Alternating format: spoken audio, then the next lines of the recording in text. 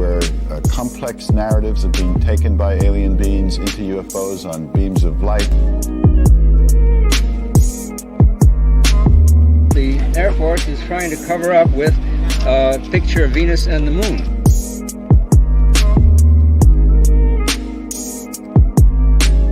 From my own point of view, I'm going to be very disappointed if UFOs turn out to be nothing more than visitors from another planet, because I think there could be something much more interesting. I'm not telling you that. The United States government is telling you that.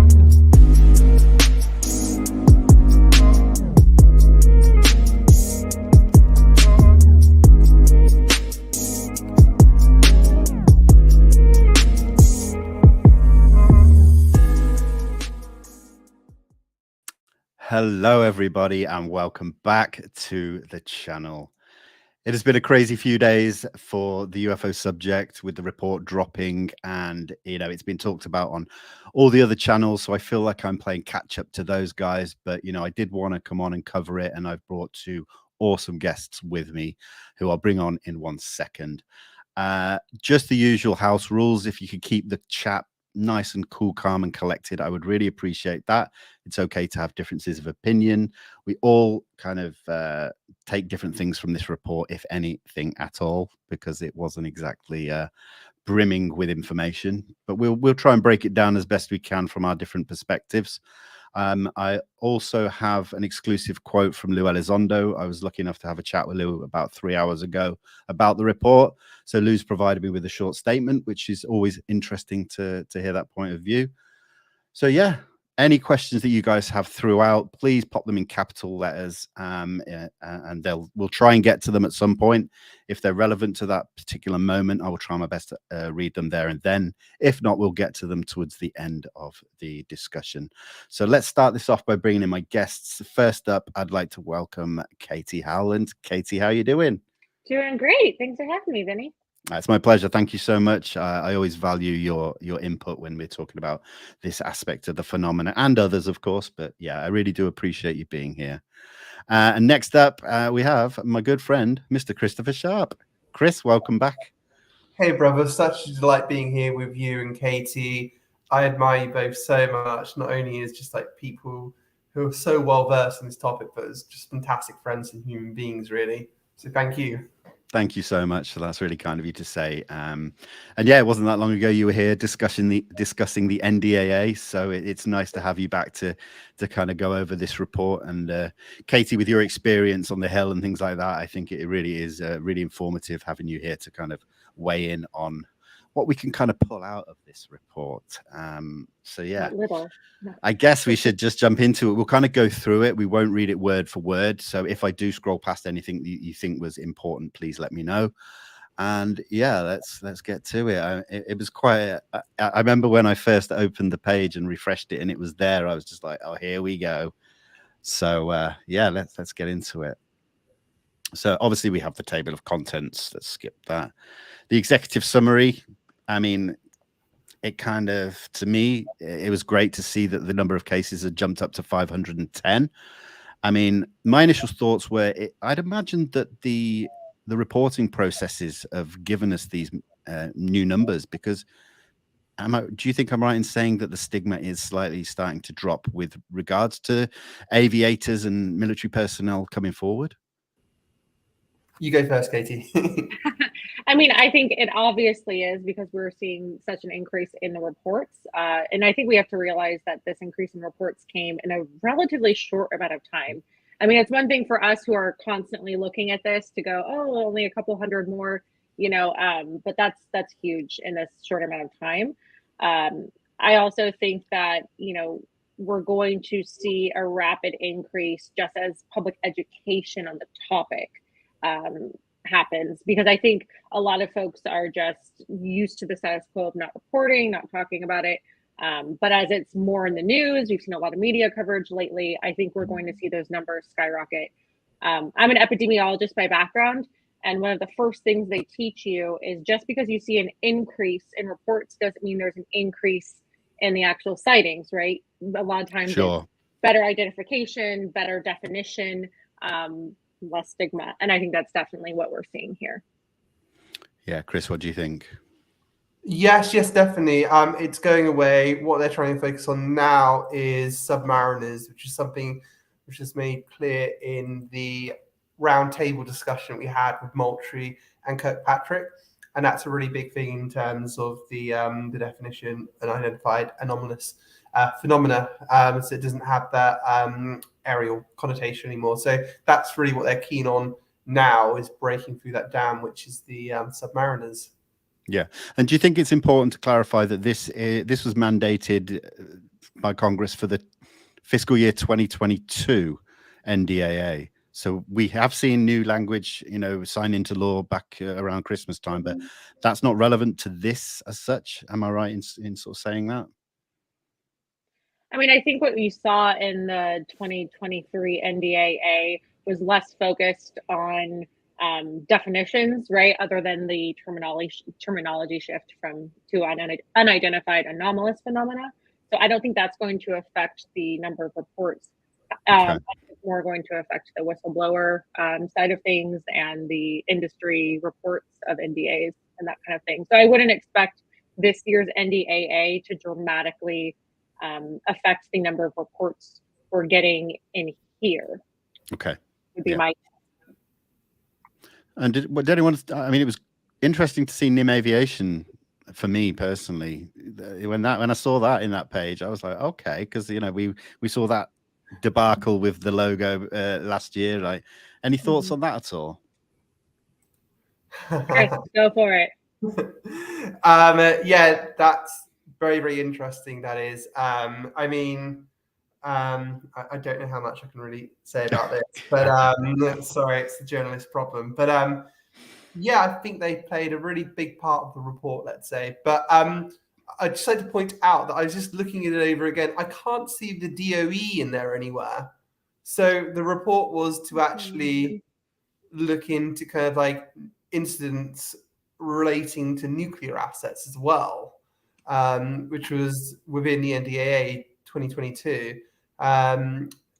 So that's really interesting. So was that the DOE not cooperating to some extent? I mean, that'd be interesting to find out. Well, I think you may have mentioned before, Katie, that maybe it's just the case that this information is so sensitive it may have not been within the unclassified version regardless. But yeah, that's an interesting question to ponder. Yeah, I think we're talking about, what in the appendix, it talks about sections, I think it's like M, N, and O, perhaps, that have to do with nuclear technology or facilities. And absolutely, I fully expect that none of that will ever be in an unclassified setting. And frankly, I don't think it should be. It's just such a sensitive topic. But I would be very, very shocked to see members of Congress talk about this report so positively if it had been straight up ignored in the classified version. So that's kind of what I was paying attention to. And most members of Congress, Tim Burchett aside, seemed pretty pleased, at least preliminarily, with the report. Yeah, and we do see on this next page that it does state that the report was drafted by NIM Aviation in conjunction with AARO. But then in that list of all the different agencies below, we do see the DOE listed in there, which is interesting. But does it seem to you in any way that we're seeing more collaboration and good efforts between all the sort of interagencies and the military branches coming together a little bit better than they were maybe for the preliminary assessment back in 21? Yeah, I think the agencies are working closer together now, and all the different offices and whatnot. I think you're going to see other agencies, let's say, take an active interest in this, whether that just leaks out or if it's made public by that agency or branch of the military, like Space Force, for example. I think we now know that Space Force is looking into UAP. That's why Lou was working there, and that continues. So hopefully we see more kind of like entering into the sphere, and we've got NASA as well looking into it as well. I think FAA is being played by so many reports at the moment as well about encountering strange things in the sky, which according to some pilots have gone up dramatically within this past year. mean, some of that may be attributable to Starlink, I think it is. But there are some cases which you think, well, that doesn't really look like Elon Musk's satellites.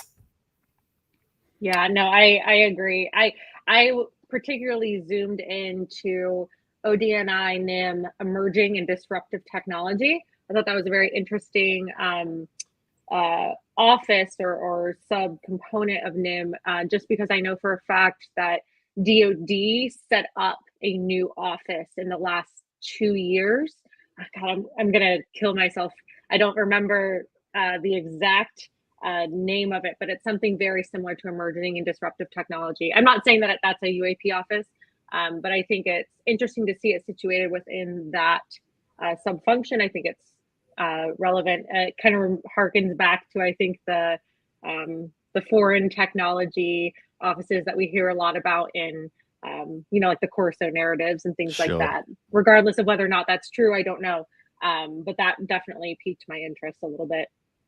Yeah, absolutely. And already in these first few pages, we're seeing ODNI mentioned a lot, and there's a lack of OUSDI, which was something that I know, Chris, you were concerned about, and I was a little bit, the way that the office was sat under them. So what do we think so far with respect to that? Do you think it's better now that it seems to be ODNI that's kind of overseeing it? If I'm using the right words, I don't know if I am exactly. Yeah, sure. So firstly, sorry, DOE was mentioned. I'm looking at the differences between 2021's report and 2022's. Sorry, I was getting mixed up between them. So ODNI, yeah. So they published the 2021 report as well. So what basically happens is that the data gets given by the office, being AARO in this case, it was UAPTF back then, to the ODNI, and the ODNI just coordinate all this stuff basically, right. And they also consult with other agencies and offices as well, just to ensure that it's all correct and they're not publishing anything they shouldn't do, and they're all coordinating with each other when they do this. But there's also a process as well. I mean,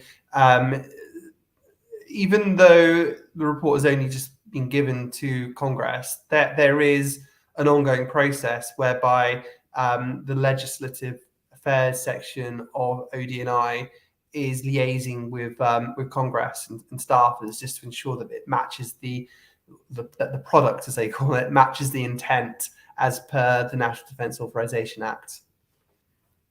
Yeah, and I think just to add on to that, one of the interesting things is when you're looking at the scope and assumptions page and you look at all of the various offices that are listed, I think the longer you have that paragraph, the less input, the more sanitized this report is going to be, because you have to realize there are going to be people in each office who may not be editing the final report, but have a say and have ideas about what should be said and shouldn't be said. And so I think we'll talk about, Dr. Sean Kirkpatrick's slides later, but I think what's really interesting is looking at the big difference between the two. And I think a lot of that can really come down to the sheer volume of folks and offices that have input into this report. Yeah, absolutely. That is really interesting to have kind of both things almost release a day after one another, to then be able to compare the two, to see the differences. It spoke volumes to some people. Just sticking with this page, I found that assumptions fairly interesting at the bottom, saying that multiple factors affect the observation and detection, but then they're going obviously under the assumption that you're getting clear statements from these witnesses, they're actually telling what they saw accurately, but then the assumptions that all the sensor systems are working properly as well. And I mean, it makes me smile, because you would just have to assume that this is like multi-billion-dollar equipment that they're talking about. I mean, how often does it actually fail?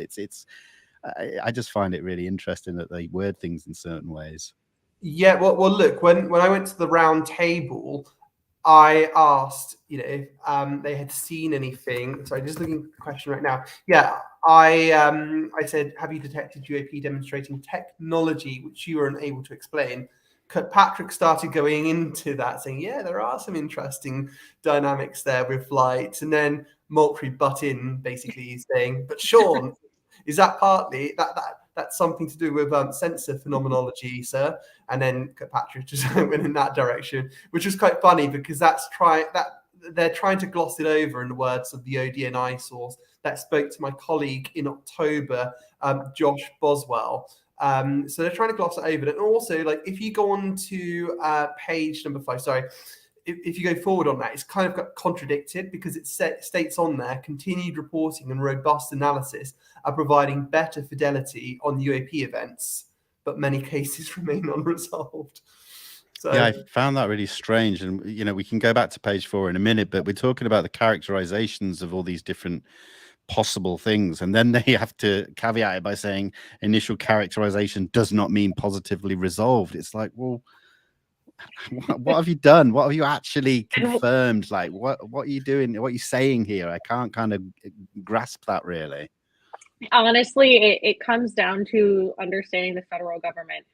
They are never going to definitively say anything unless they are 100% sure. And so you're going to see these caveats layered on caveats, because the last thing they want to do is say, oh yeah, 163 were characterized as balloons, and then have one turn out to be something else, and then, you know, the media pounces on it. So I really think what you're seeing here is a lot of covering your butt and hoping that, you know, they will not have to worry about ever being incorrect about anything. Yeah. look right here, I've got a balloon-like entity. What is that? Yeah, what in the world is a balloon-like entity? Can we just address that one for a second? Like, I understand what a balloon is. A balloon-like entity, not so much. I mean, entity does scream like biological. To me, it would. That's the first thing I'd think of, you know. It's just bizarre, isn't it? What I imagine is those like wacky inflatable tube guys that we're just seeing those in the sky. That's just incredible, isn't it, to see that? But before we dig any deeper on this, let's just jump back to page 4. So we've got here it's basically the establishment of AARO, talking about the multi-agency collaborations and stuff. Yeah, I don't think there's much there that we can really dig deep into.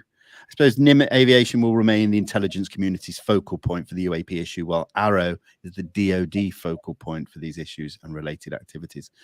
So it does seem that NIM Aviation is right in there dealing with the IC side of things. Does that surprise anyone at all, or is there anything you can glean from that?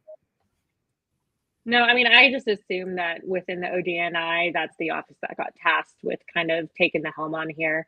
Because, I mean, you have to realize ODNI is huge. So Sure. Saying that ODNI is going to be handling this is incredibly vague. So I don't think that's remarkable. I do think it makes the logo fascinating. And I do think it makes those patches a lot extra valuable.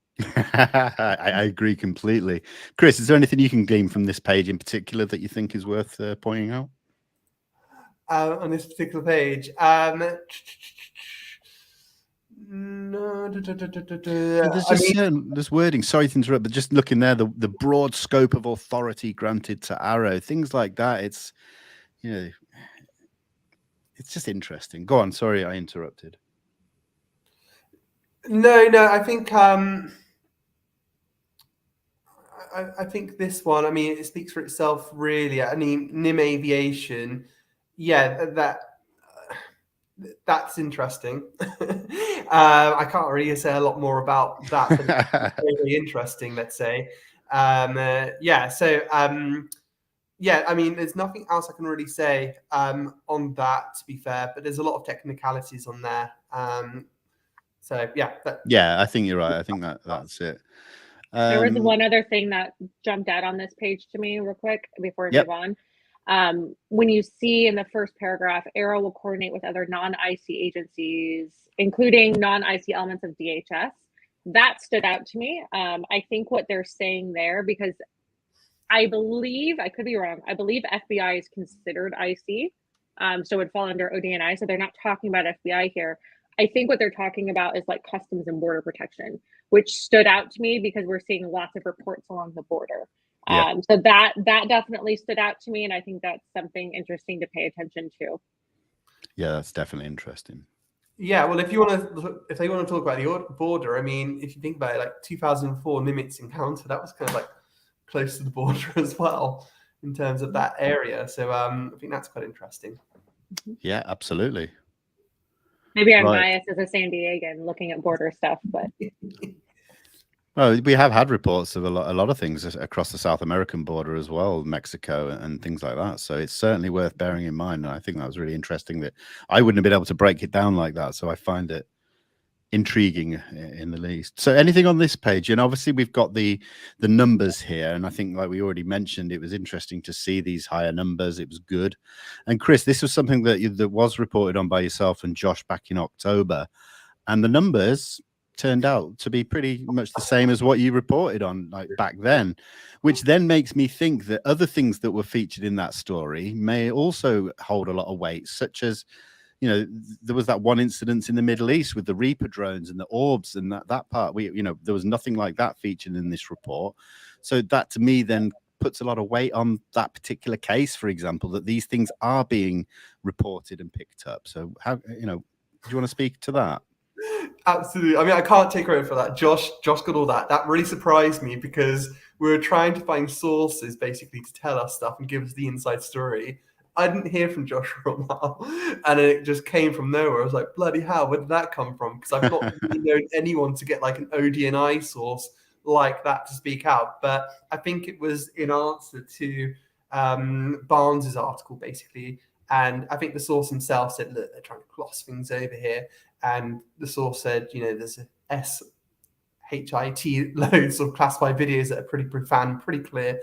They don't want to talk about this stuff because they really, really don't know what the hell they are. And that's the truth. And you've got things like he explains here, that object diving into the ocean without making a splash. And that's really interesting because if that's true, and we've seen the Corbell video of that thing going under the water without apparent splash, although the crew does say it because that's like a terminology used by the Navy, saying it's going underwater. But that contradicts what Moultrie said at the media roundtable, because he basically said that we hadn't seen any transmedium activity or transmedium objects, or any credible reporting anyhow. So, I mean, there's all these qualifiers, that they're using.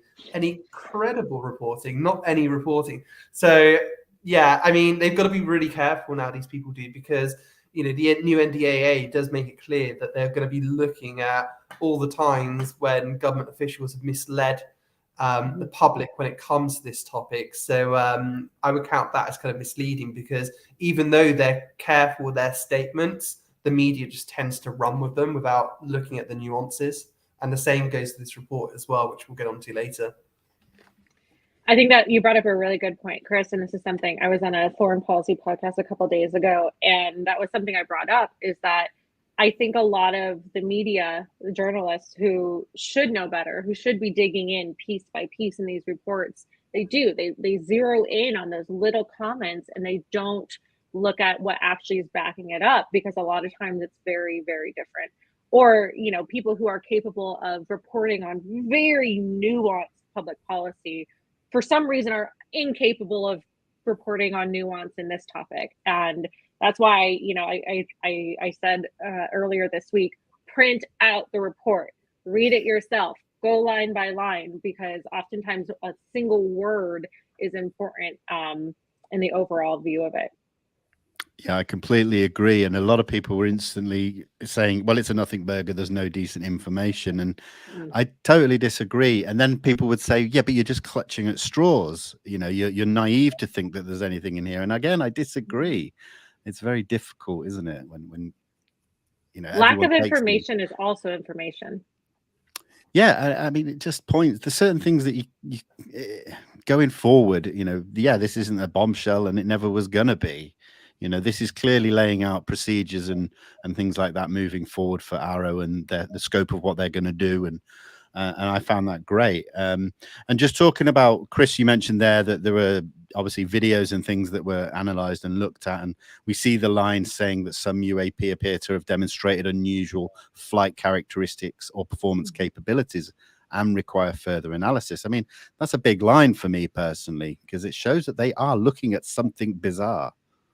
That is the key. That is the key line to me, and they don't expand upon that. At least in the preliminary report that was released in 2021, they did talk about some of those capabilities, but they don't do it in this one. So they're trying to close the shop when it comes to expanding more on this, which is why I found some of the things that occurred recently with John Radcliffe basically saying, look, this is like against the law of physics, the things that these objects are doing. So I think there's going to be major pushback by them trying to control this narrative and trying to gloss over, as that ODNI source said, some of the insane things that they've actually been able to capture. So that's really, really important. And that is the one thing I tried to push on when I actually spoke to Kirkpatrick and Moultrie. And they need to be more open about this, I think, frankly. Do you think that they can do that without divulging sources and methods, though? Yeah, I think they can. Look, they've recently. I mean, you look all the time. I mean, whether it's the MOD or whether it's the US military, they'll release videos when they want to send out a message about Russian aggression, showing Russian jets stalking their own aircraft and other adversary actions taken when it suits them. And recently as well with the Ukraine situation, they've been a lot more open in terms of what they can share publicly in terms of their intelligence. So they can go that little bit further if they want to, but for some reason they're not. And I think that's going to cause problems going forward, and people aren't going to trust them because there is a lack of transparency regarding this process, and it's not good. And the key question is, what is this unusual? What are these unusual flight characteristics, performance capabilities? And do you believe that any foreign nations or adversaries are capable of this capability or technology? That's the key question. Well, and I think it's important to remember two things on this. One is that the US government is never going to share information just for the heck of it. You know what I mean? They're going to share information when there's a strategic advantage to do so. So, for example, one of the things I saw in here was this was in the Kirkpatrick slides, concern over whether or not our allies or adversaries might misattribute a UAP to US tech, which could be very provocative, right? And so I think we need to realize that there may be times when we share information, not because we care about disclosure, but because we want to make something very clear that, hey, we weren't buzzing your nuclear facilities, like don't go to war with us about this. So that's number one.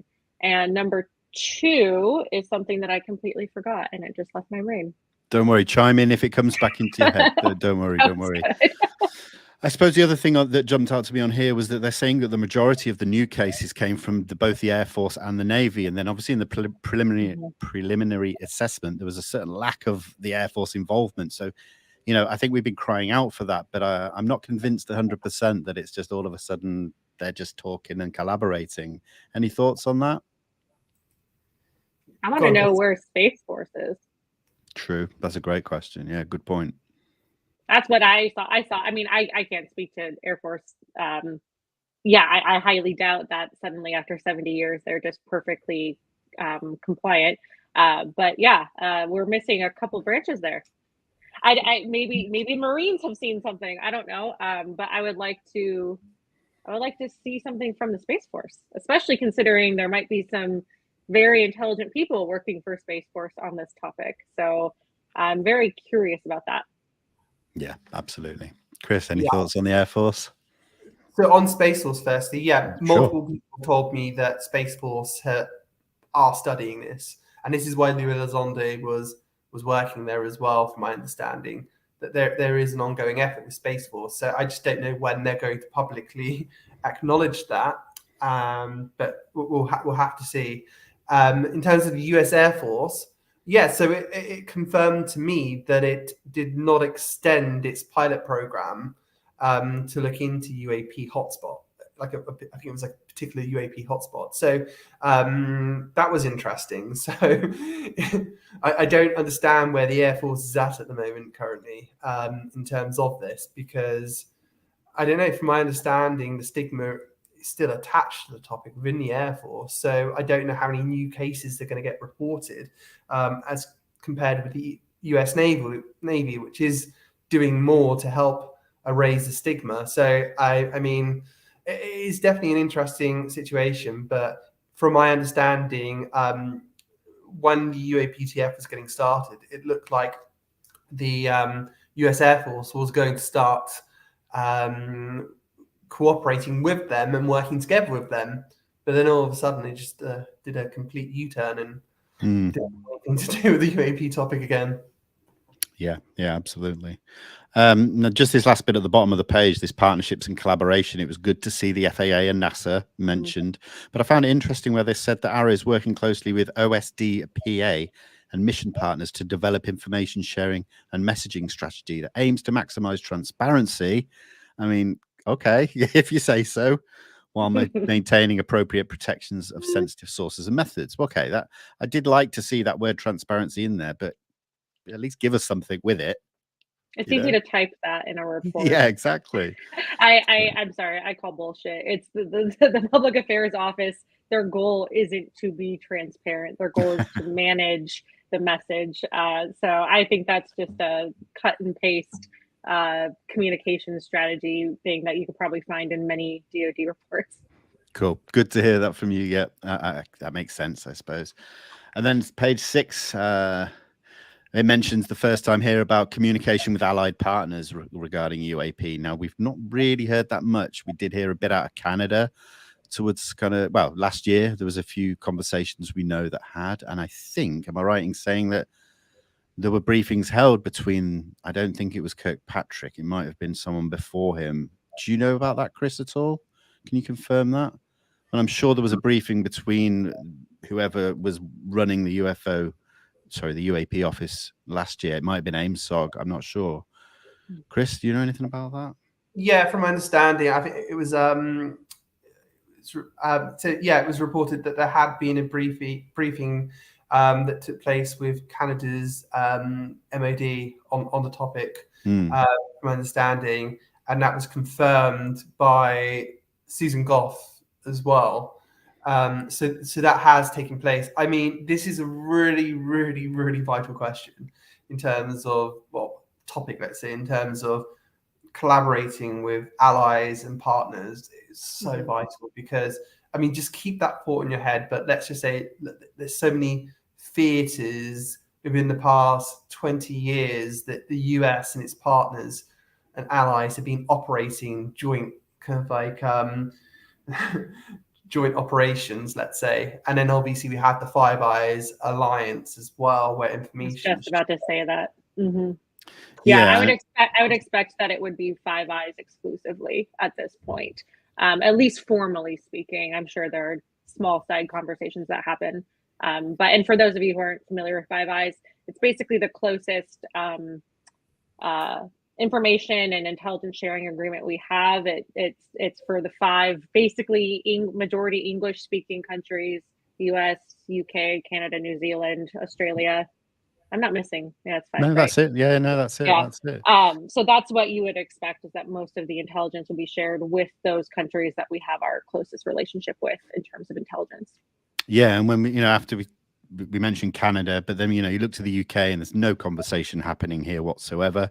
New Zealand, again, very quiet. I mean, in Australia, it's been good to see Senator Peter Whish-Wilson kind of pushing the conversation out there. He's not got a lot out of them, but it's good to see someone in, with his authority trying to have the conversation. And I think we need that more here in the UK, everywhere. But, at least they've got someone doing positive stuff in Australia. So, yeah, that's interesting. Then finally on here, we're talking about the flight safety concerns, which I think are obvious to anybody who's been following this subject now and heard of the work that Ryan Graves has been doing on that aspect of UAP. But then this bit at the bottom where, there have been no encounters confirmed to contribute directly to adverse health-related effects.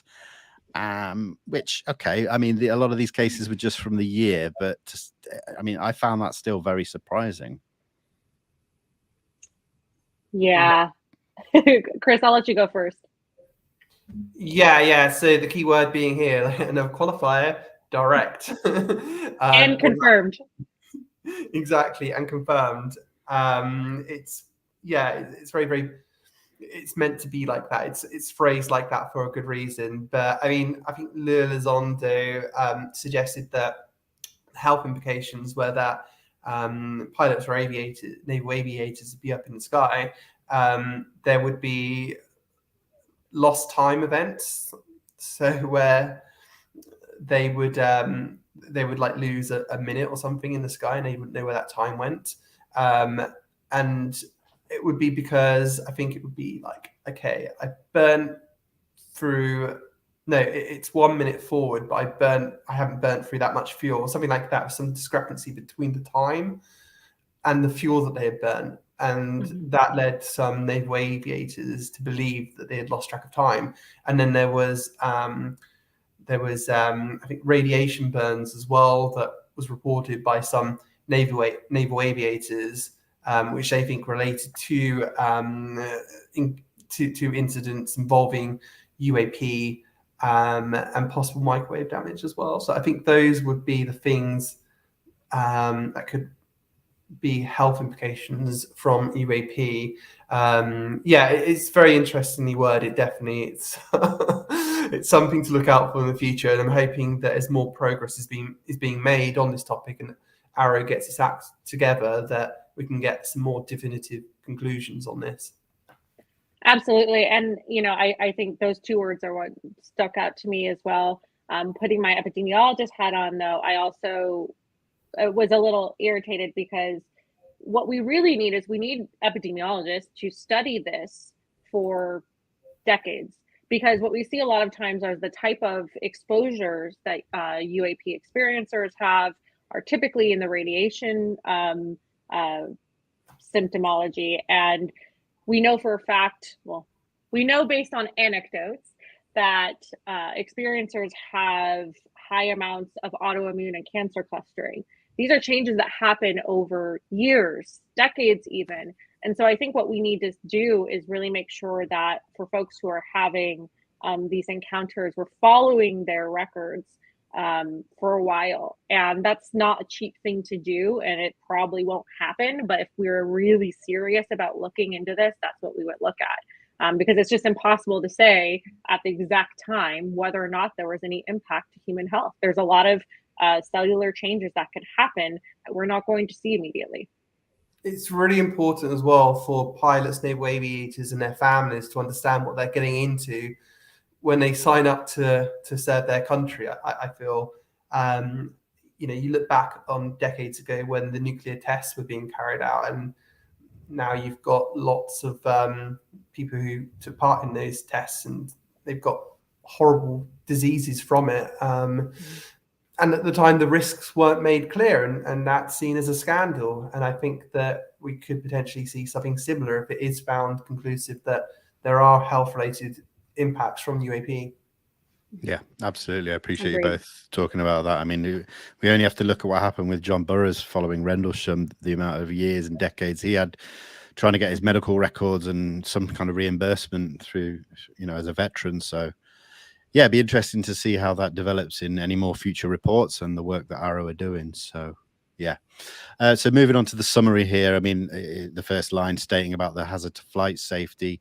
I like how they put pose a possible adversary collection threat, because people still see that word threat and they still don't understand that we're not talking about an alien invasion here. We're still talking about defense and the Department of Defense doing their job. By, you can't just assume that these things, they're not a threat. We're the threat to humanity. We've got to get past that. So that's good to see that it was defined a bit better. But they're saying as well that, the reporting is due to because the effort's trying to destigmatize the topic. Okay, that's good to hear as well. If any of you guys can pull anything out of there that you think is worth mentioning. I see at the bottom the coordinated efforts. It does, from the wording in the last paragraph, sound like they're starting to identify the solutions going forward, the procedures and processes. It doesn't sound like they are, established in any way. So it'll be interesting to see come the end of June, I believe, when we are likely to get another report. Vinny, are you expecting the federal government to work quickly? Because I got news for you. No, I just real quick, you pointed out that posing the possible adversary collection threat. I don't know exactly what was meant by that, but I would say that I kind of inferred that perhaps they're concerned about our adversaries getting their hands on this technology and the technological disadvantage that would put us at. Not a happy thing to think about, but that is definitely what perked my ear up. I think as what I got from that, the possible adversary collection is, could they be thinking about drones over nuclear facilities collecting data on our systems and capabilities? Maybe. That too. Absolutely. Interesting how it can be looked at differently. They love this vague language, don't they? Yeah. Chris, anything you kind of glean from that at all? Yeah. I would like to think that China or Russia hasn't consistently and constantly throughout the past, maybe perhaps 10 years and going on to this day, probably still on the East Coast, been sending drones or balloons, whatever, on the East Coast to spy on US naval aviators conducting training missions. And I'd like to think that hasn't been happening so long, and that still, despite all this, and despite Ryan Graves coming out in 60 Minutes, that this is continuing to happen, despite it being adversaries perhaps spying on us. I mean, to think that something wouldn't have been done by now if it was just simple, balloons or drones doing that. And to my knowledge, from what's been made public, naval aviators aren't aware that it's Chinese or Russian as well. So yeah, that's really important. I think, as well, I'd like to say that I was discussing, it was a very, very bright person the other day about this other angle that China and other nations may be looking into their own kind of like crash retrievals, let's say, if any other countries have alleged craft, then that is definitely a threat, because I mean, whoever gets this technology first kind of like rules the world, basically. And China, for instance, has the world's largest UFO organization. It's like over 1 million members, and each one of them has to have like a degree and have a written paper. So these are highly qualified people, and the stigma is not as big in China. They just want to look at the data and look at the raw facts, and also in China as well. And I guess not so much Russia, considering what's happened in the intelligence front. But in China, they're able to keep things very, very tight in terms of secrecy as well. So you could possibly have a huge number of people looking into possible craft and studying it, and that kind of being kept locked tight. And if that is true, that there are, craft of possible alien origin, and the US and other nations have these craft, then China perhaps has a real edge on everyone else. Yeah, you're completely right, Chris. And I think one of the biggest arguments against the majority of these reports being Russian tech is the Ukraine war, first of all. If you can't get a tank across a creek, then I highly doubt you're shooting down UFOs and have your own technology. I'm a little more cautious on this. I think that, look, there's bound to be some Chinese drones within these reports. There really are. They're rapidly expanding their technological capabilities, especially on the West Coast. I would not be shocked. But they, like you said, they have this huge organization. They have a clear interest in this topic, so they wouldn't be investigating this topic if it was all of them. And so I think we have to be very careful to recognize that, look, some of these are bound to be a drone here or there. That's okay. We expect that.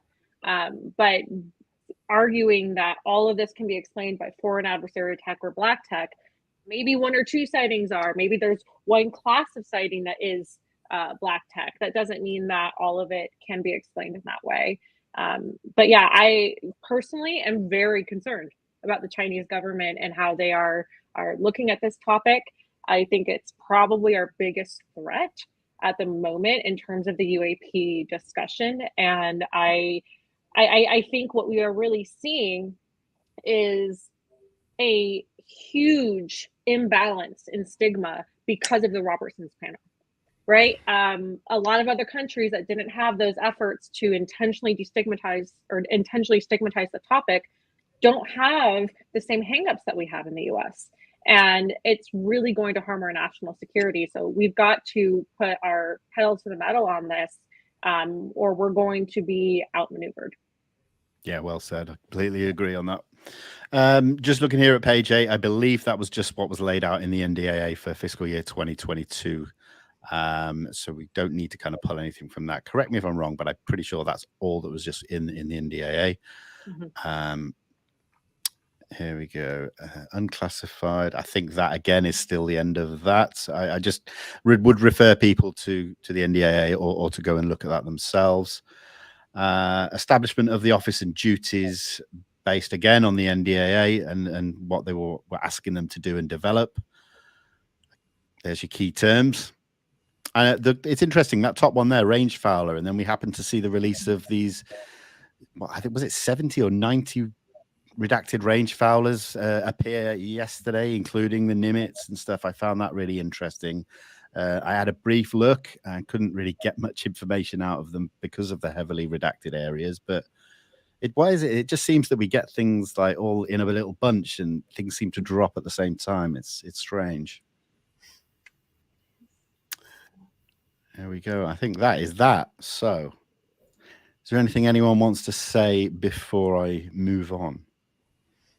Yeah, I would just say that just going back to the page where they say, page 5, where they say that AARO's initial analysis and characterization of the 366 newly identified reports informed by a multi-agency process judge more than half as exhibiting unremarkable characteristics. So it's very, very important because this is just initial analysis and characterization, as it says. Yeah. And then in the paragraph after that, it basically states that it hasn't been positively identified. Positive. Yeah. So initial characterization does not mean positively resolved or identified. So that's really, really important. Like Katie was saying before, that media tend to be quite lazy. So they'll just say, oh yeah, more than half of them are balloons or drones and stuff like that. So that's really, really important. And I'll point back to the case, the Omaha case off the West Coast that came out with the pyramid, as it's been said, drone or UAP or however you want to look at it. I think there's still a lot to be said on that case. And as you would remember, Scott Bray and the DoD have stated that these things are unmanned aircraft systems. So I want to ask the question, I have asked the question, was this just an initial analysis and characterization of this case? And has it been positively resolved or identified?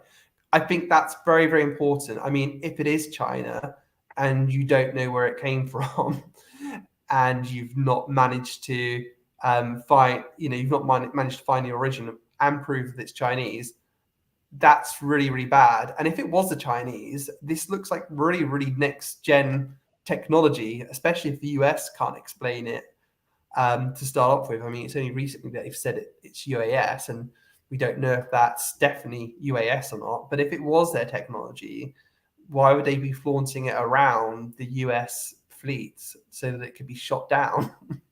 I don't know. A lot of stuff still doesn't make sense to me. I mean, that's the tagline for this whole discussion, right? A lot still doesn't make sense. I think that if I was a congressional staffer right now looking at this, I would see the number of reports in a single year, and I would say there is no way they have enough resources to adequately investigate these cases, because the positively identified caveat, I think, is really interesting for us because we're like, oh, great, they're not done. But in practicality, what that means is they're putting that on a shelf because they don't have the manpower to investigate every single case to its conclusion, right? I mean, if you're looking at 500 some odd cases a year, you're talking about multiple cases a day. Are you telling me that in a couple hours they're solving some of these really difficult cases? No way. And so what they're doing is they're putting them into a bucket and saying, okay, we think we know what these are. We can't say for sure, but we really need to focus on these ones that are really obvious and interesting. And in that process, we could be missing a lot of information. And so what I really see with this is a need for better appropriations, better manpower, expanded scope of authority if they show that they're doing their job diligently and honestly. And so if I was AARO, I would be clamoring, telling Congress, give me more money, give me more staff, let us investigate this well, because this should be something that every defense official wants. Expand my office. And so I hope that's what happens, but you know, if the goal isn't actually to be transparent and solve this, that'll become very obvious because any intelligence officer would look at this and go, we need better analysis. Here. Yep. Very, very good. Very good point. Before we move on to the slideshow, I'm just going to read out a couple of comments / questions that I've collated from the live chat. First up, Jonathan Davis says, I'd ignore this report. The next one is the first chance we get to see what this team will produce based on the new, more powerful congressional requirements. Absolutely. I think that's really going to be the test, isn't it? Lord Bass says, do you think they would admit if it were adversary? Probably not. Not publicly. No, because that would say we can't control what's in our skies. We are not that good at defending the country. Yeah, that's interesting. Next up, Susan Goff's time traveling agent says, has there been any information released on how long the classified report is? No, I have not heard how long it is. I've had a few conversations, but not about the length. So according to the source that spoke with Josh, if my memory is correct, I think it was at least double in terms of pages. I think it was like 24. Okay, that's interesting. I need to have a look back at that and circle around, but I think it was around that. Susan Goff's time traveling agents, thank you for the kind donation. Yep, hit that like button and spread the news. Indeed, people. And finally, Echoes in Lo-Fi says, is the US defense bill properly scrutinized or investigated as the nuts and bolts? The way I see it is that there is funding going to certain groups who have all the answers. Well, first of all, I would say the NDAA doesn't allocate funding. So that's an authorizations bill. So that just allows these offices and programs to exist. We need to look at the appropriations bill and see how much they're actually going to be given to carry this out. A very common trick in Washington is to say, sure, we'll start this office and then we'll give you $2 million to do it. And that would be really, really obvious. So that's what I would pay attention to. Excellent. Right, before we do move on, I am just going to quickly read out Lou Elizondo was kind enough to give me a quote regarding well, I guess his views on the UAP report. So let me just bring that over. So thank you, Lou. Thanks for getting that, Vinny. I know Lou is always very generous with his time and providing me with short videos or quotes. So yeah, I really appreciate it. So Lou says, first of all, I would like to extend a thank you to Vinny and Chris for their tireless efforts involving this topic over the past few years. Thank you, Lou. And of course, a big thank you to your audience who continue to put pressure on our government to pursue this issue. People in high places are listening. This report is yet another incremental step forward towards real transparency, from 144 unknown events to now over 500.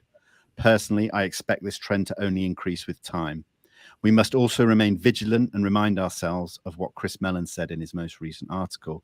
The more we look up, the more things we are going to see. Some will have prosaic explanations, some won't.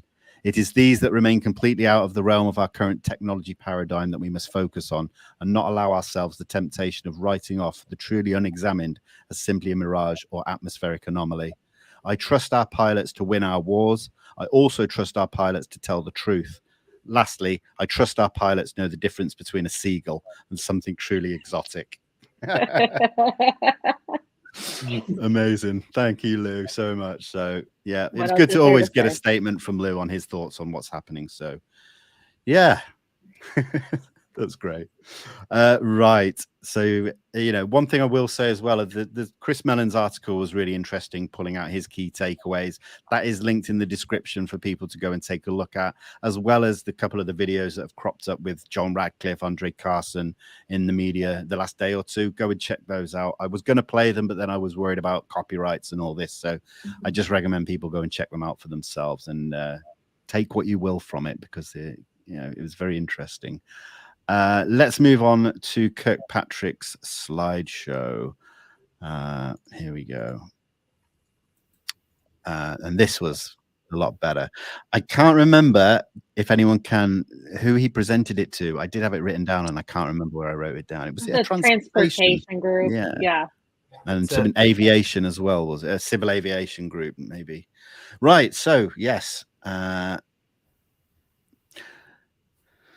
I guess it really lays out AARO maybe in an easier to understand terminology compared to the mishmash of the UAP report. So, yeah, you guys, feel free if there's anything that jumps out to you. I did like on this that it really clearly did say anomalous spaceborne, airborne, seaborne, or transmedium, like just right in your face. Was just brilliant on the get-go.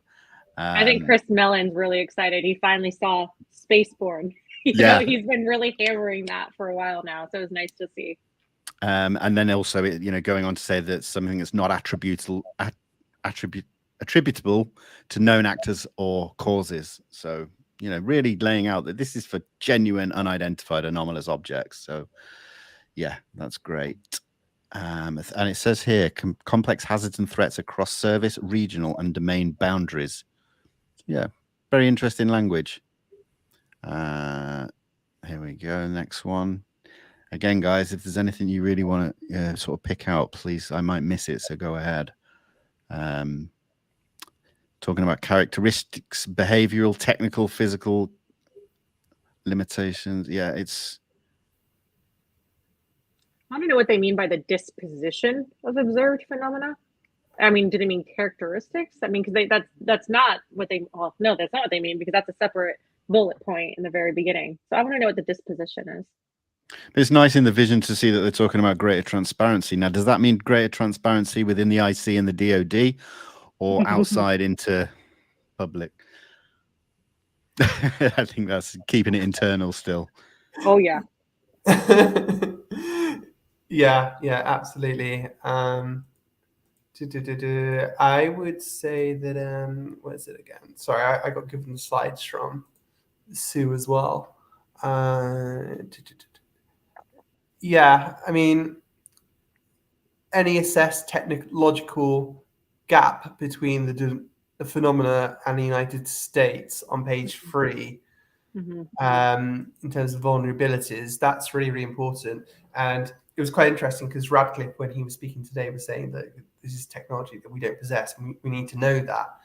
And he was questioning like the term foreign as well, whether that be a government or something else. It was like, okay, what do we mean by the definition of foreign now?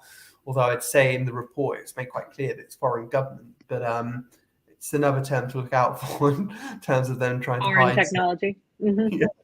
Foreign could be a synonym for alien. So I thought this line was interesting, where it says threats to the immediate safety of US citizens and government facilities across domains is priority. I mean, that's the first time I've ever seen them say anything about any kind of possible threat or lack of safety to general citizenship of a country. I mean, that's scary. Yeah, and what's really interesting is, like, coming from a military intelligence background, if they were talking about like military pilots or something like that, they would say service members. So the use of the term or warfighter or something like that, the use of the term citizen is very interesting.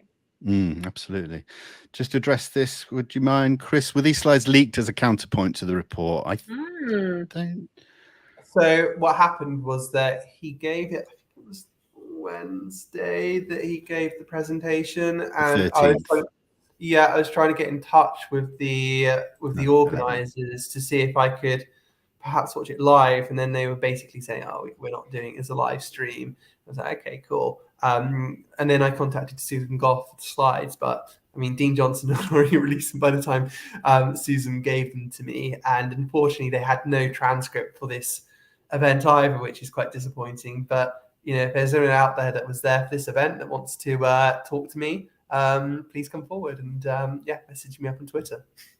Yeah, just to confirm, it was January the 11th, Wednesday the 11th, I believe it was. Yeah, Katie, there's that line that you were talking about earlier, the consequence of such moderate to high, potentially leading to adversarial misattribution of UAP to the United States. So yeah, that's I mean, that could be catastrophic. I mean, we know that the UAP are coming into our country and buzzing nuclear installations. Imagine if they think that we're doing that in Iran, right? Or something like that. That would be very volatile and sensitive. Yeah, and then that section of the... Sorry, go on. Sorry. No, go for it. I just wanted to highlight that below there in the bottom right, where it says allies and strategic competitors apply resources to observe, identify, and attribute UAP. And that link there is actually a link to a Chinese site. So... I wouldn't click on that.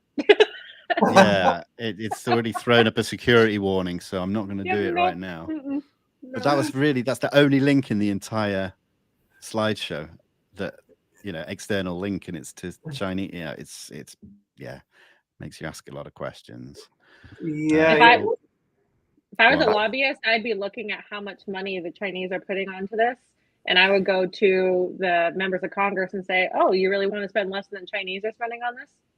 That would be my strategy. So I don't know if we have information on what the dollar sign is behind the Chinese effort, but that's an easy way to get members of Congress on your side. That's brilliant. Absolutely, yeah. I think China calls it unidentified. Is it like air conditions? Unidentified air conditions. That's how the Chinese refer to it, as the People's Liberation Army. No connection to Liberation Times, by the way. That's really interesting. But I mean, I wrote an article on Friday. So apparently tomorrow the decision is going to be made in terms of the UN decision for San Marino, whether they press ahead with it, which would be quite exciting. And, this whole effort can trace its origins in China, because in 2018, a bunch of like Chinese researchers, for some reason, decided to do these huge symposiums on UFOs. One being held in, I think it's Chongqing, China, and the other in Moscow in Russia. And it was kind of like a joint kind of like Russian-Chinese initiative. And I mean, that's terrifying.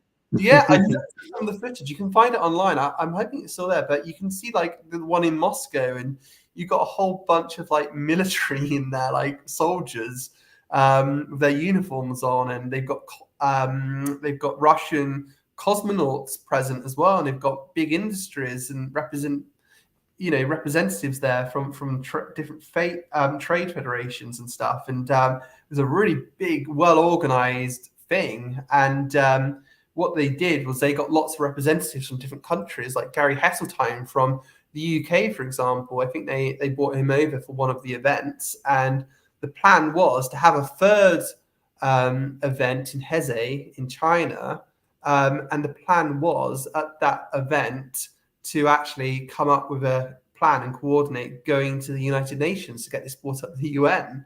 And this is crazy because, as you would know, like nothing in China happens if you don't have the if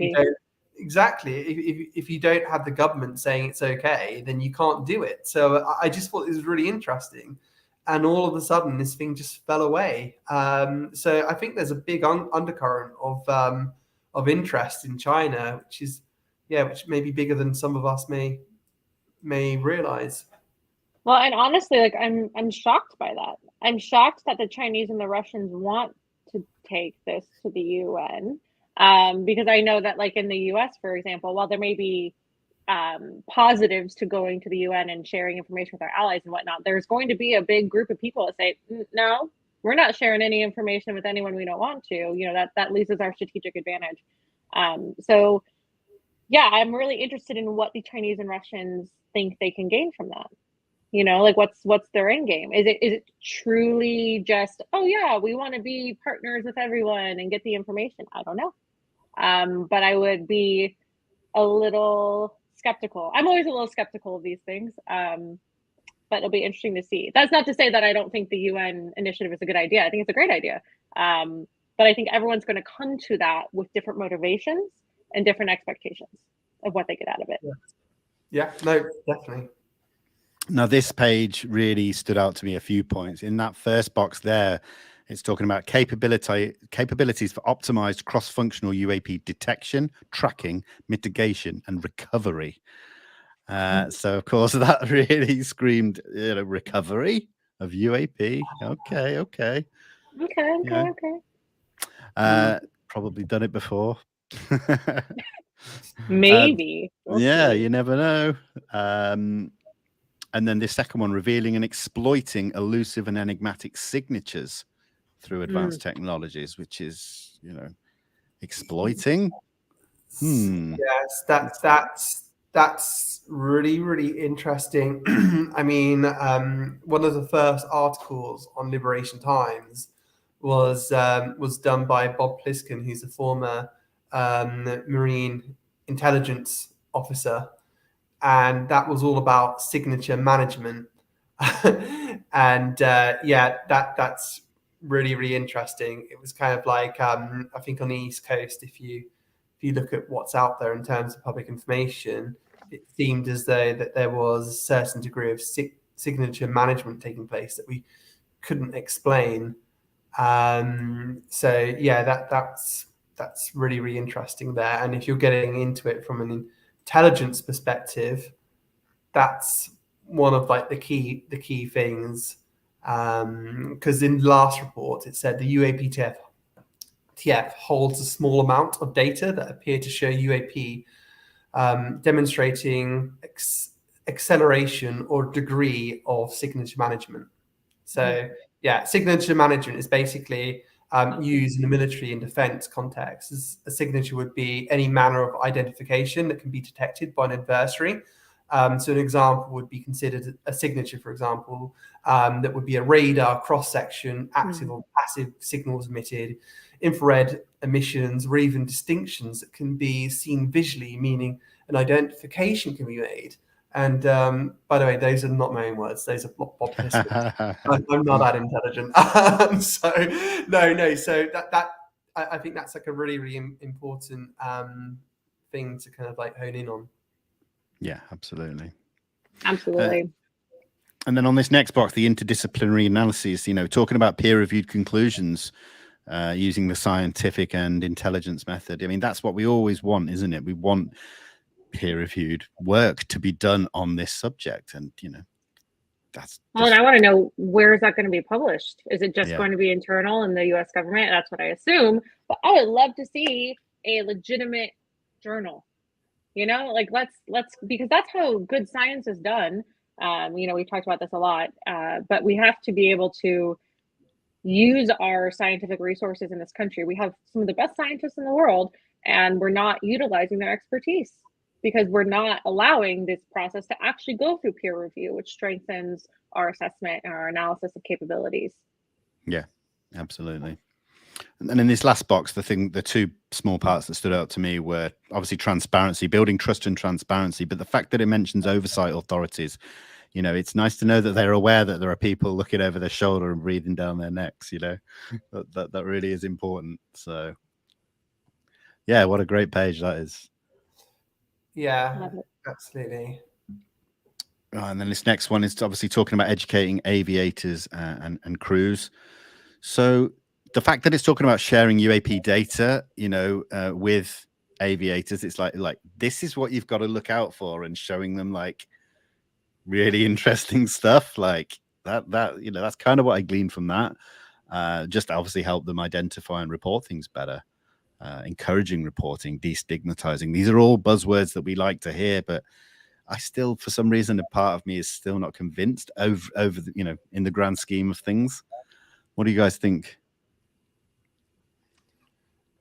Yeah. I think there's questions over this. I mean, there's two distinct things that are happening at the moment. Obviously, Kirkpatrick is focusing here in his presentation about the active investigation, which is ongoing in terms of events that are being reported. But there's another stream of things. So even if you're not totally won over by this, the whistleblower stuff is going to be huge.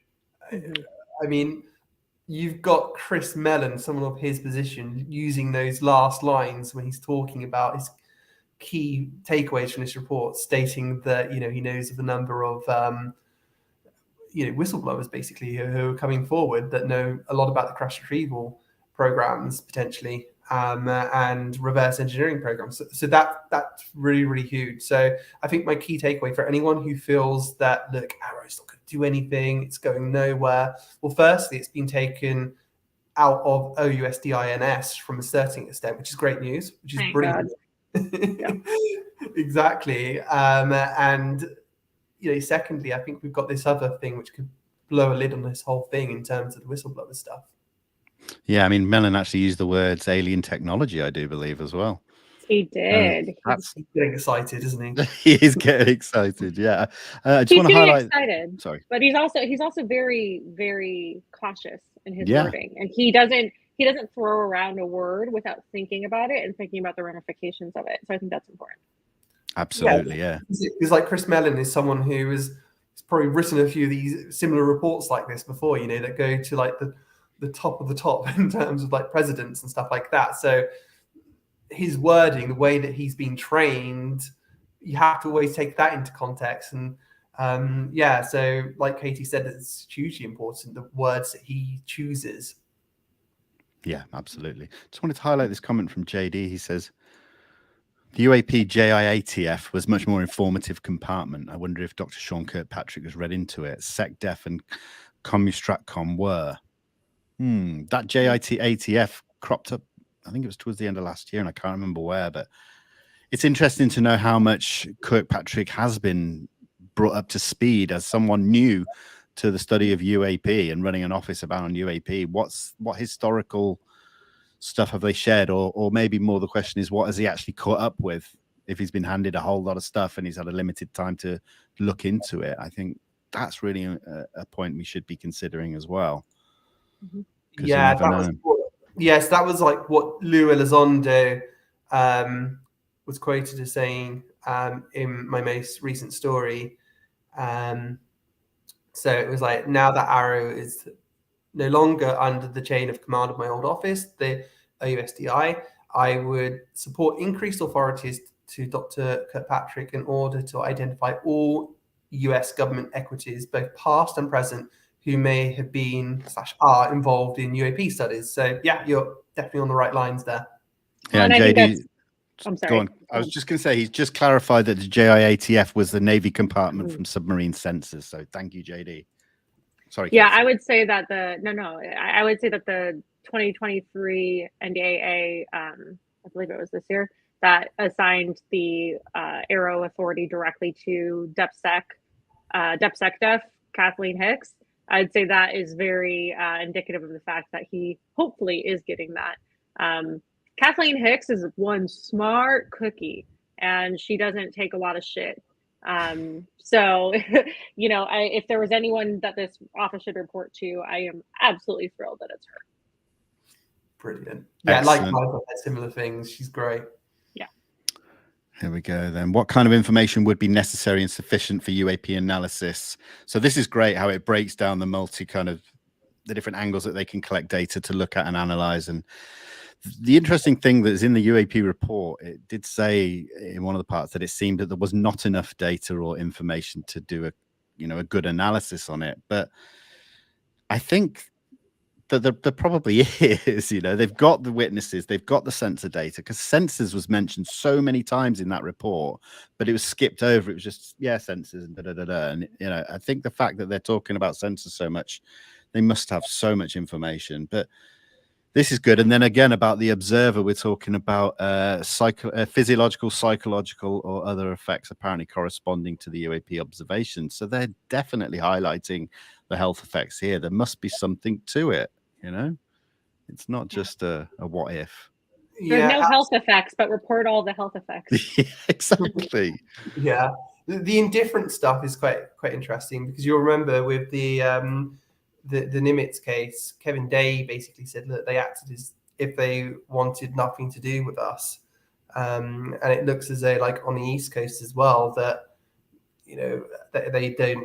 they seem quite indifferent, these objects, although from a sense of relating to signature management, I think it was Chad Underwood that says you can see cues of jamming on both your radar and your FLIR tape, which is quite interesting as well. Yeah, absolutely. And I think that, we could literally break down this page, but I'm not going to go into every point. But this UAP behavior indicating whether it is apparent intelligent control, response to observation, which is very interesting.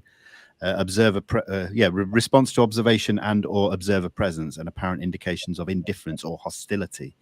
I mean, yeah, all of those little points are just so valid and so important.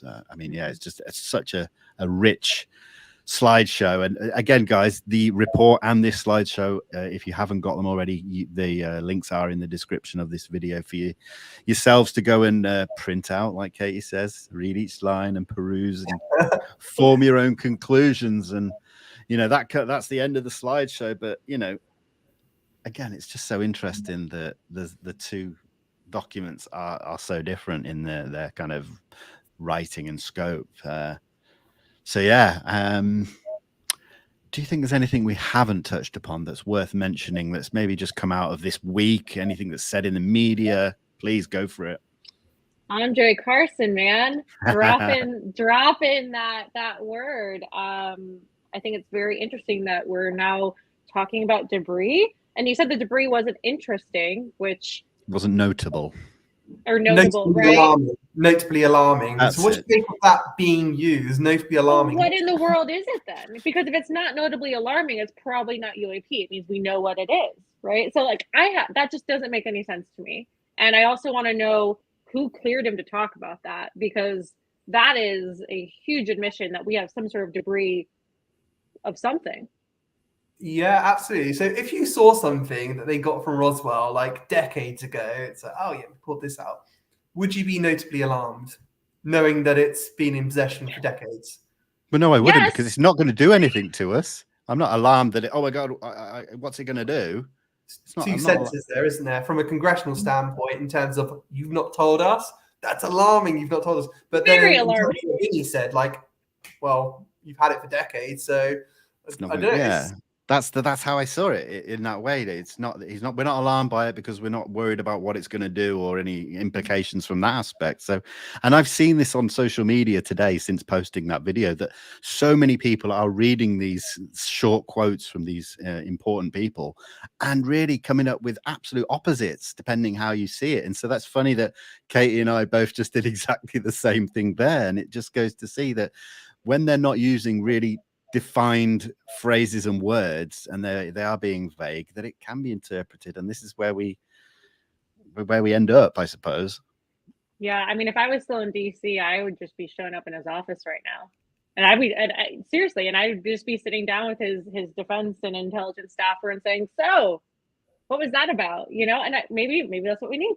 Maybe we need someone to start the phone calls and just ask for clarification, pepper them every day with tens of phone calls until they issue a clarification, because that's a pretty remarkable thing to say, whether you're claiming it was notable or not. I'm going to do that right now. I'm going to get in touch with his press person and ask him to define notably alarming. But from my knowledge, I'll do the same thing. I'll get off and I'm going to call his office and say, I would like an explanation of what debris you mean.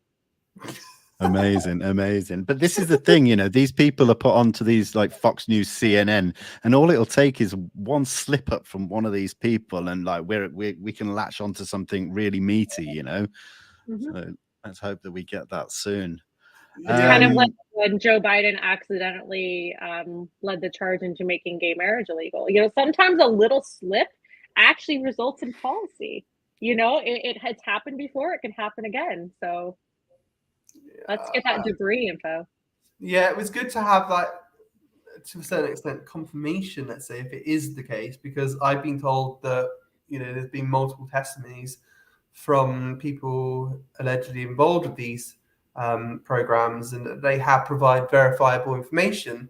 Look, as I've said before, the Senate Intel Committee doesn't wake up one day and said, you know what, I'm going to get my pen right here. I'm going to start drafting this language about UFO whistleblower language. That doesn't come from nowhere. I mean, they've had a good reason to do it, and they have. They've been talking to these people behind the scenes for a long time now, and that's where this language has come from. And you know what? Only more whistleblowers have come forward, and they continue to come forward from what I am hearing from what's going on behind the scenes. And I think sooner or later, a decision will have to be made from Congress. If they are happy that this information is correct and they've got all the answers that they've asked, at what point do they decide, okay, do we go public about this? And if we do, to what extent do we go public about this? Do we go public about these programs? Do we go public about apparent non-human intelligence? How is all that handled? They're the big questions, aren't they? That's what needs to be worked out. But it feels good that we're getting there. We heard Gary Nolan speaking, I think yesterday or the day before. He's aware of 3 people who have already testified, and these are not people we're familiar with in the UFO community. These would probably be people associated with legacy programs to some degree. So, I mean, that's very encouraging. I don't want it to be just UFO talking heads all the time. You know, that's not what we want. So, yeah. I'm encouraged. Well, yeah, I think we've covered everything there. I mean, we could really delve deeper and deeper, but, you know, I think we've covered the basics. And like Katie has said, you know, go out there, read these things for yourself, make your own conclusions, draw your own opinions. And I think that is definitely best, because then we can all come together and have these conversations online about the different thoughts on it, and putting our heads together may help us come to more understandings and things. Maybe not, but it can't hurt. I just want to give a shout out to everyone in the live chat. Kay Kara here with the £20 donation. Thank you so much. I really appreciate that. I don't, you know, beg for these things. So I really do appreciate everything that you guys donate to the work that I do, because it all really helps. Katie, Chris, thank you so much. I suppose I should have to give a good shout out to my friend Luis Elizondo again for being so free with his time for me to speak about the report. And yeah, guys, thank you so much for being here. I really, really do value your input. It really does mean the world to me, as does your friendship. So thank you so much. Likewise. So yeah, guys, everyone in the live chat, again, thank you so much. I'm going to be back on Wednesday with Tom Reed to talk about his work in the UFO field, his sighting, and more. So yeah, come and find me on Wednesday, hang out in the live chat, and until then, I'll see you soon. Take care. Goodbye. Bye.